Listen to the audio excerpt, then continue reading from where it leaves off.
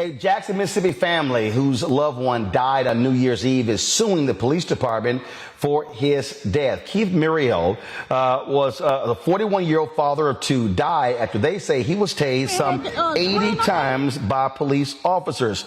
He died following an incident with officers who was called to an extended stay motel for a non-emergency. Officers said Murriel was experiencing a medical emergency when they arrived. He died a short time later. An independent autopsy conducted by a highly regarded medical examiner found Keith died due to the officer's restraint, multiple conductive energy device discharges, known as tasers, and positional asphyxia.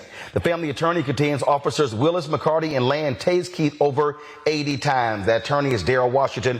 He joins us right now from Dallas. Daryl, glad to have you here.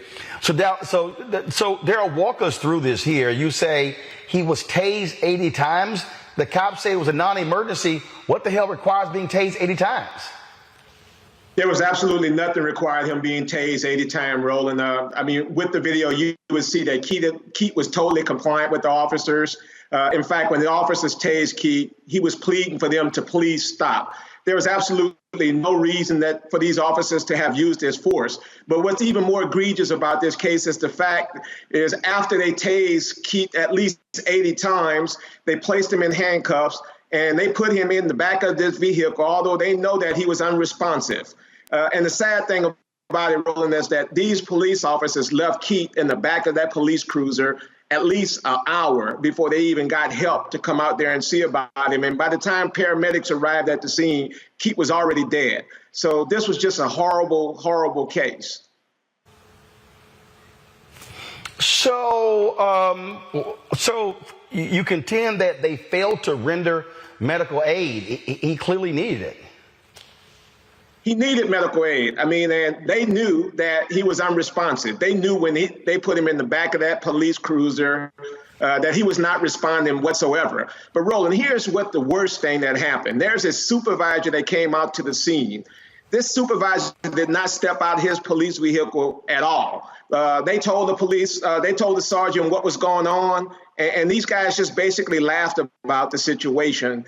Keith was left in the back of that vehicle. He received absolutely no medical attention at all. And that video is going to shine a bad light on the city of Jackson, which is the reason why they don't want to release it.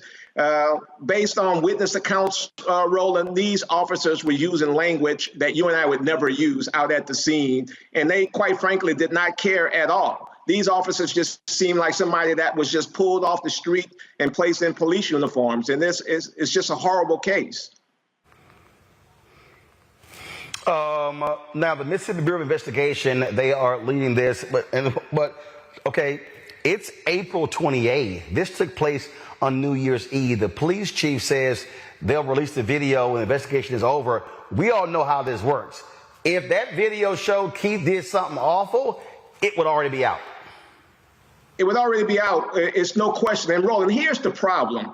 The mayor got on, he did an interview, and he said that he disputed what the chief of police said about the cause of the incident.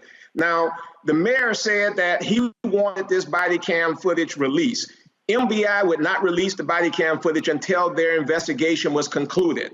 That investigation has now been concluded. Why are they not releasing this video?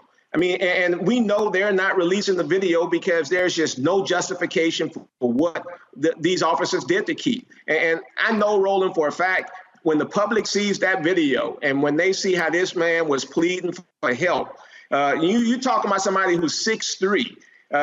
Keith did not try to assault these officers. He did not try to do anything to anybody that was around the scene. This was just a guy that was just begging for the officers to please stop. And I know that Jackson Police Department does not want that video to get out because it's just that bad.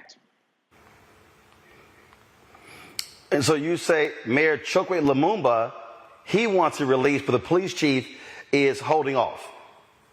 The police chief has not said anything. Even when the mayor came out and said what the chief of police said in that memo was not accurate, because, you know, as you said earlier, that the chief of police said that they would respond to a medical emergency. That's what he said. And when the mayor came out and said that's not consistent, Not one time did this chief come out and try to clarify what he actually put into that memo. And we know, Roland, this is all about transparency. And we know if this case involves someone harming a Jackson police officer, that we would all know what happened.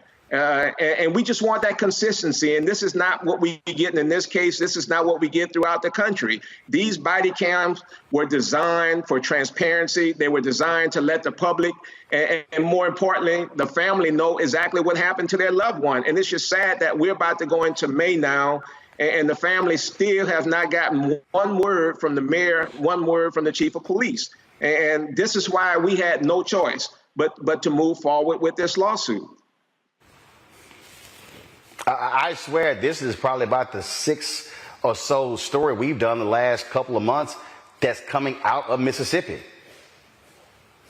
Mississippi is bad, Roland. The family wanted me to tell you they wanted me to thank you for covering this story because the family realizes that there's nothing that we can do to bring Keith back. But what we're trying to do with this case, Roland, is to try to stop this bad practice. There's just no reason for this to go on. Police officers take an oath to serve and protect. They don't take an oath to serve and attack. And we're trying to change the system. And the only way you can change the system is by taking these cases on to court and having them to produce their documents, having them produce their training records. And we know right now there's a shortage of police officers in Jackson, Mississippi. There's a shortage of police officers throughout this country. So what's happening is they're taking people off the street and they're not properly training them. And when you don't properly train someone and you give them a gun and a license to kill, these are the results that we get. And this is just something that just needs to stop. Well, I mean, this is why we do what we do, because unfortunately, very few of these cases rise to the attention of mainstream media on the national level. And the bottom line is these families want answers. And so if we're able to do it on this show, put it on social media, it generates the attention, because all too often, again, it takes a Herculean effort for national media to go, oh, now we'll pay attention. Right, and you're absolutely right, Roland. And I tell people all the time, for every George Floyd or for every Tyree Nichols case, there are thousands of these type of cases that people never hear about. So, we need you to continue to let people know that these cases exist, and this is a major problem. This is not just a one-time situation. And as you say, Jackson, Mississippi is extremely bad. And I think Jackson has gotten to the point now, Roland, that people really need to come in and look into what's going on in this city, because this cannot continue. You cannot continue to harm people the way they've been doing.